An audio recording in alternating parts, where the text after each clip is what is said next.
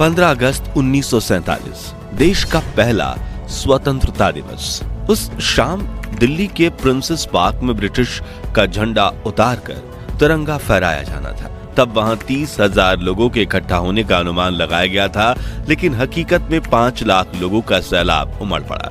खुद जवाहरलाल नेहरू और Lord Mountbatten को समझ नहीं आ रहा था कि मंच तक जाए कैसे। पंडित नेहरू को लोगों के कंधों पर चढ़कर मंच तक पहुंचाने की जद्दोजहद करनी पड़ी और लॉर्ड माउंटबेटन तो अपनी बग्गी के बाहर से ही नहीं निकल पाए। लॉर्ड माउंटबेटन की बेटी पामेला कहती हैं कि जब मैं वहां पहुंची तो पंडित नेहरू ने मुझे चिल्लाते हुए कहा कि तुम लोगों के सिर और कंधों पर पैर रखते हुए मंच पर आ जाओ, वो बिल्कुल बुरा नहीं मानेंगे। तो मैंने कहा, मैंने ऊंची एड़ी वाली सैंडल पहनी है जो लोगों को चुभ सकती है। तब नेहरू फिर बोले, तो सैंडल को हाथ में लो और आगे बढ़ो। ये कहते हुए नेहरू भी लोगों के ऊपर से होते हुए मंच पर पहुंचे और फिर उन्हें देखते हुए मैंने भी अपनी सैंडल उतारकर हाथों में लिया और इंसानों के सरों पर कालीन की तरह पैर रखते हुए पहुंची, जहां मैं सरदार पटेल की बेटी मणिबेन पटेल के साथ जाकर खड़ी हो गई। उधर माउंटबेटन की बग्गी लोगों के सैलाबों के बीच इतनी बुरी तरह से फंस गई थी कि वो उसमें से उतरने की सोच भी नहीं सकते थे। इसलिए उन्होंने पंडित नेहरू की तरफ देखते हुए चिल्लाकर कहा, लेट्स होस्ट दी फ्लैग, यानी चलिए झंडा फहराइए।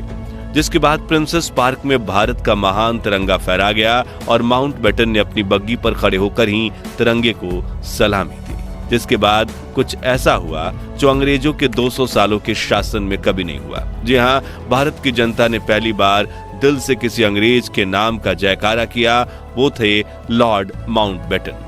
हर तरफ एक ही नारा गूंज रहा था, माउंटबेटन की जय, पंडित माउंटबेटन की जय। उस दिन माउंटबेटन को वो सौभाग्य प्राप्त हुआ जो किसी अंग्रेज को नहीं हुआ था और उनकी आंखें खुशी से भर आईं। उस समय देश के करोड़ों देशवासियों ने आजादी का जश्न इतने बड़े स्तर पर मनाया कि जय हिंद जय भारत और भारत माता की जय के नारों की गूंज पूरी दुनिया के कोने कोने तक पहुंच गई। और आज की इस खास वीडियो में आपको देश के पहले स्वतंत्र दिवस की सैर पर ले जाने वाले हैं, जिसमें हम कुछ दिलचस्प किस्सों के साथ दुर्लभ वीडियोस भी देखेंगे। बाकायदा हम ब्रिटेन का झंडा उतारकर भारत का तिरंगा लगाने का दुर्लभ वीडियो भी देखेंगे। इन सब की मदद से आप उन खुशनुमा पलों को खुद महसूस कर पाएंगे। आपका सीना गर्व से चौड़ा हो जाएगा और तो और खुशी के आंसुओं से भर जाएंगी आपकी आंखें। तो पूरा वीडियो जरूर देखिएगा। दोस्तों, द्वितीय विश्व युद्ध में भले ही प्राइम मिनिस्टर विंस्टन चर्चिल ने ब्रिटेन को जीत दिलवाई थी, लेकिन इस जंग में ब्रिटिशर्स की कमर टूट गई थी। दूसरी तरफ भारत में आजादी के आंदोलन की रफ्तार काफी तेज हो चुकी थी। नेताजी सुभाष चंद्र बोस की देश के बाहर देश के लिए बनाई गई आजाद हिंद फौज अब जंग के लिए तैयार थी और महात्मा गांधी के नेतृत्व में देश में स्वतंत्रता आंदोलन अपने चरम पर था। जो देख ब्रिटिशर्स ये समझ चुके थे कि अब अगर हम भारत को आजादी नहीं देंगे तो वो हमें बेइज्जत करके देश से बाहर खदेड़ फेंकेंगे। ऐसे में नए प्राइम मिनिस्टर रिचर्ड एटली ने 20 फरवरी 1947 को ब्रिटेन की हाउस ऑफ कॉमन्स में घोषणा करते हुए कहा कि हम 30 जून 1948 तक भारत को पूरी तरह से आजाद कर देंगे। लेकिन समय बीतने के साथ कुछ ऐसा हुआ कि भारत को आजाद करने की तारीख नजदीक आ गई। दरअसल भारत को आजाद करने की जिम्मेदारी देश के आखिरी वायसराय लुईस माउंटबेटन को दी गई थी, जो शुरुआत में इस काम में साल भर का समय लेने वाले थे, लेकिन देश की स्थिति अब नियंत्रण से बाहर होने लगी थी। इसी दौरान एक और स्वतंत्रता सेनानी लगातार संघर्ष कर रहे थे। वहीं दूसरी तरफ अंग्रेजों के डिवाइड एंड रूल षड्यंत्र की वजह से देश के कई इलाकों में जात पात के दंगे भड़क उठे थे। स्थितियां अंग्रेजों के हाथों से बाहर निकल रही थी। तभी ब्रिटिश इंडिया के आखिरी गवर्नर जनरल सी राजगोपालाचारी ने माउंटबेटन को समझाते हुए कहा कि अगर आपने 30 जून 1948 तक इंतजार किया तो वापस करने के लिए आपके पास कोई सत्ता ही नहीं बचेगी। यह बात उनके जहन में बैठ गई थी और लॉर्ड माउंटबेटन ने भारत को जल्द से जल्द आजाद करने का निर्णय लिया और 3 जून 1947 को इस प्रेस कॉन्फ्रेंस में ऐलान कर दिया गया कि 15 अगस्त 1947 के दिन भारत को आजादी दी जाएगी। साथ ही भारत और पाकिस्तान के नाम के 2 देश बनेंगे और इनके संविधान भी अलग अलग होंगे, जिससे लंदन में तो हैरानी का माहौल फैल गया, क्योंकि अब सोने के अंडे देने वाली ये चिड़िया 200 सालों बाद उनके कैद से आजाद होने वाली थी। लेकिन भारत में खुशियों का माहौल फैल गया, क्योंकि जिस आजादी के लिए लाखों फ्रीडम फाइटर्स ने अपनी जान दी थी, अब जल्द ही सभी देशवासी उस आजादी की खुली हवा में सांस लेने वाले थे। दोस्तों, क्या आप जानते हैं कि आजादी के दिन तो 15 अगस्त को चुना गया, लेकिन तब आजादी का समारोह 14 अगस्त की दरमियानी रात को ही क्यों शुरू कर दिया गया था? तो इसके पीछे भी एक खास कारण था। दरअसल भारत के वरिष्ठ ज्योतिषियों के मुताबिक 15 अगस्त का दिन शुभ नहीं था। उन्होंने कहा कि ग्रह नक्षत्र की स्थितियों के लिहाज से 15 अगस्त को इतना महत्वपूर्ण काम नहीं किया जा सकता, और सौभाग्य से 14 अगस्त के दिन सितारों की स्थिति 15 अगस्त की तुलना में ज्यादा बेहतर थी। लिहाजा फैसला लिया गया कि 14 अगस्त 1947 की ठीक आधी रात को यदि भारत को आजाद कर दिया जाए तो यह हर तरह से बेहतर साबित होगा। वायसराय लॉर्ड माउंटबेटन ने यह प्रस्ताव स्वीकार किया और 14 अगस्त की रात 11 बजे संसद भवन के सेंट्रल हॉल में स्वतंत्रता दिवस समारोह आयोजित किया गया, जिसकी शुरुआत सुचेता कृपलानी ने की, जो 60 के दशक में उत्तर प्रदेश की पहली महिला मुख्यमंत्री बनी। पहले अल्लामा इकबाल का गीत सारे जहां से अच्छा और फिर बंकिम चटर्जी का वंदे मातरम गाया, जो बाद में भारत का राष्ट्रगीत बना।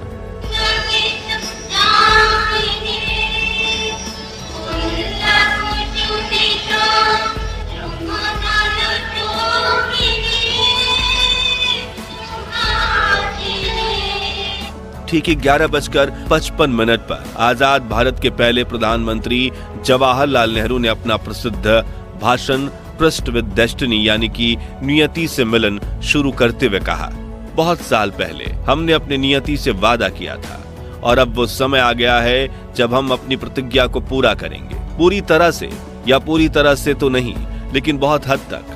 आधी रात के समय जब दुनिया सो रही होगी, भारत जीवन और स्वतंत्रता के लिए जागेगा, आगे उन्होंने कहा। अच्छा है कि इस वक्त खास तौर से इस बात को याद रखें, इस आजादी के दरवाजे पर जब हम खड़े हैं, कि हिंदुस्तान किसी एक फिरके का मुल्क नहीं है, एक मजहब वालों का नहीं है, बल्कि बहुत सारे बहुत किस्म के बहुत धर्म और मजहबों का है। फिर घड़ी में जैसे ही रात के 12 बजे तो एक साथ कई शंख बजने लगे। वहां मौजूद लोगों की आंखों से आंसू बह निकले।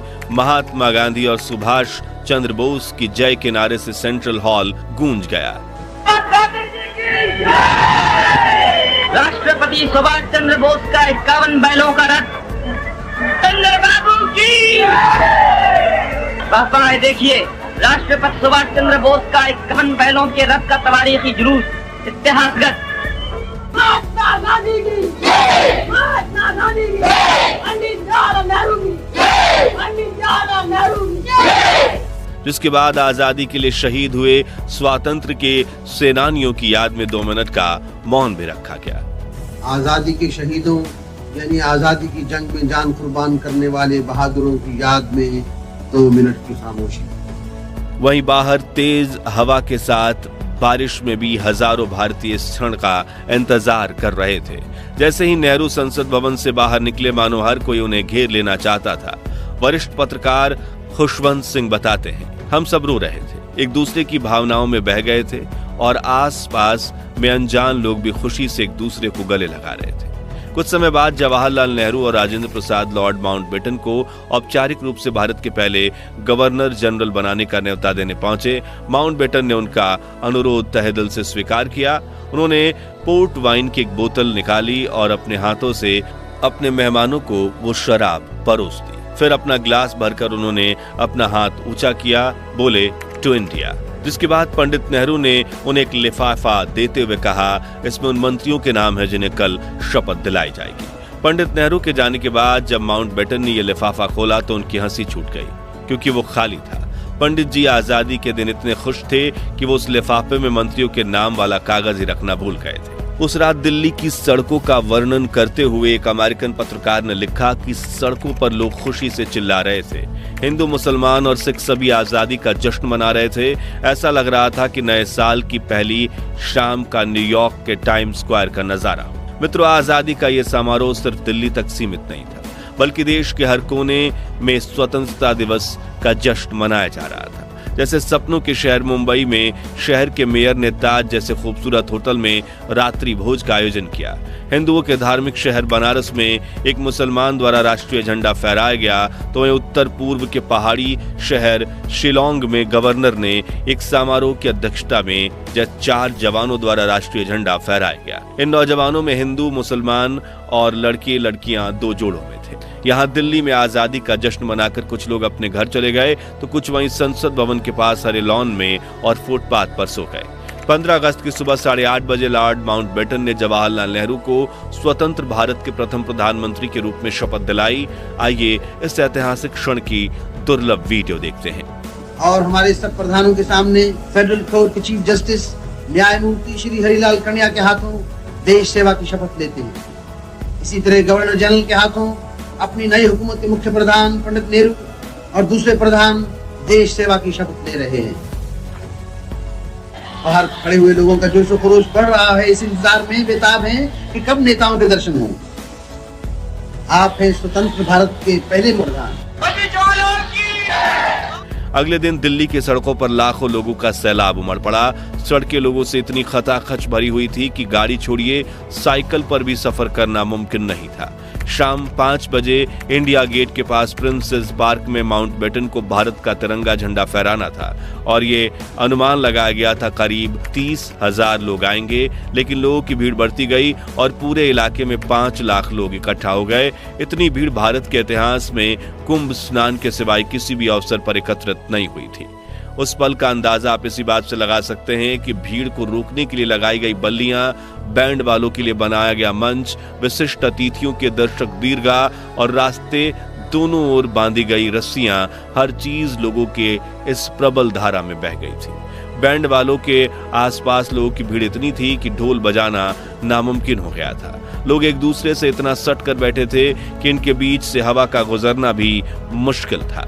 इंग्लिश राइटर डोमिनिक लैपियर और लैरी कॉलिंस ने अपनी किताब फ्रीडम एट मिडनाइट में लिखा था कि उस भीड़ में हजारों ऐसी औरतें भी थीं जो अपने दूध पीते बच्चों को सीने से लगाए हुई थी, इस डर से कि कहीं उनके बच्चे बढ़ती हुई भीड़ में पिचक न जाए। जब उन्हें भीड़ का धक्का लगता था, वो अपने बच्चों को उन्हें रबड़ की गेंद की तरह हवा में उछाल देती और जब वो नीचे गिरता तो उन्हें पकड़कर फिर से उछाल देती। एक क्षण में हवा में इस तरह कई बच्चे उछाल दिए गए। मंच पर खड़ी लॉर्ड माउंटबेटन की 17 साल की बेटी पामेला की आंखें आश्चर्य से फटी की फटी रह गईं। वो सोचने लगी, हे भगवान, यहाँ तो बच्चों की बारिश हो रही है। प्रिंसेस पार्क में भारत के तिरंगे को लहराता देखने का सौभाग्य जिस भी भारतीयों को प्राप्त हुआ, उनका जीवन धन्य हो गया, क्योंकि 200 सालों की कड़ी तपस्या के बाद जब आजादी का तिरंगा फहराया गया, तब अचानक से तेज हवाएं चलने लगी और तिरंगे के ठीक पीछे एक इंद्रधनुष उभर आया, मानो प्रकृति भी भारत की आजादी का जश्न मना रही हो। ऐसा ही माहौल पूरे देश में था। हर जगह जुलूस निकल रहे थे, लोग खुशी से एक दूसरे को गले लगा रहे थे और आजादी के जश्न को मना रहे थे। हालांकि देश के कुछ हिस्सों में लोग बंटवारे का दर्द भी सह रहे थे। उनके लिए 14 अगस्त की रात खुशनुमा नहीं बल्कि दुख, दर्द और पीड़ा भरी काली रात थी, जिस विषय में आप हमारी डिटेल्ड वीडियो डिस्क्रिप्शन में दी हुई लिंक से देख सकते हैं। और यही कारण है कि 15 अगस्त के दिन यहाँ राष्ट्रपिता महात्मा गांधी, जिनकी भारत की आजादी में अहम भूमिका थी, वो नहीं दिखाई दे रहे हैं, क्योंकि उस वक्त वो ना तो संसद में दिखे थे, ना राष्ट्रपति भवन में, ना इंडिया गेट पर और ना ही लाल किले पर। 14 अगस्त की रात प्रधानमंत्री जवाहरलाल नेहरू ने जो भाषण दिया था, वो भाषण गांधी जी ने नहीं सुना था, बल्कि उस रात वो 9 बजे ही सोने चले गए थे। उस वक्त गांधी जी कलकत्ता के बेलिया घाट में लगभग खंडहर हो चुकी हैदरी मंजिल नाम की हवेली में विश्राम कर रहे थे, क्योंकि देश के बंटवारे से शुरू हुई सांप्रदायिक हिंसा को शांत करवाने के लिए बापू 13 अगस्त को कलकत्ता पहुंचे, जहां वो हिंसक प्रवृत्तियों को रोकने की कोशिश कर रहे थे। 15 अगस्त की सुबह 2 बजे वो नींद से उठे और हिंसक दंगे रोकने और शांति स्थापित करने के लिए उपवास रखा, जिसके बाद उन्होंने गीता पाठ करवाया और दोपहर के वक्त बेलिया घाट में एक प्रार्थना सभा में पहुंचे, जहां समाज के हर तबके के लोग मौजूद थे। जी हां, इस तरह आजादी के दिन महात्मा गांधी ने अन्न का एक भी निवाला नहीं खाया था और वो आजादी के जश्न से भी दूर थे, क्योंकि वो देश में दंगे फसाद रोकना चाहते थे। तो साथियों, 15 अगस्त 1947 भारत के महान इतिहास का वह ऐतिहासिक दिन था जब हमारे देश को आजादी मिली। वहीं आजादी जिसके लिए भगत सिंह, राजगुरु, सुखदेव, चंद्रशेखर आजाद जैसे लाखों क्रांतिकारियों ने हंसते हंसते अपने प्राण की आहुति दे दी थी। वही आजादी जिसके लिए नेताजी सुभाष चंद्र बोस ने देश के बाहर देश के लिए आजाद हिंद फौज खड़ी कर दी थी, वही आजादी जिससे अहिंसा से पाने की कोशिश में महात्मा गांधी, सरदार पटेल और पंडित जवाहरलाल नेहरू के साथ करोड़ों भारतीयों का काफिला खड़ा था। तो दोस्तों, अगर आप भी देश को आजादी दिलवाने वाले फ्रीडम फाइटर्स पर गर्व करते हैं तो उनके सम्मान में कमेंट बॉक्स में जय हिंद, जय भारत जरूर लिखें। ये वीडियो अच्छा लगा हो तो लाइक और शेयर करके 11,000 लाइक्स के लक्ष्य को हासिल करने में हमारी मदद कीजिए और भारत के महान इतिहास से जुड़े ऐसे ही दुर्लभ वीडियोस के लिए हमारे चैनल को सब्सक्राइब करके पास वाली घंटी जरूर बजा दीजिए। मिलते हैं अगली वीडियो में। जय हिंद, वंदे मातरम।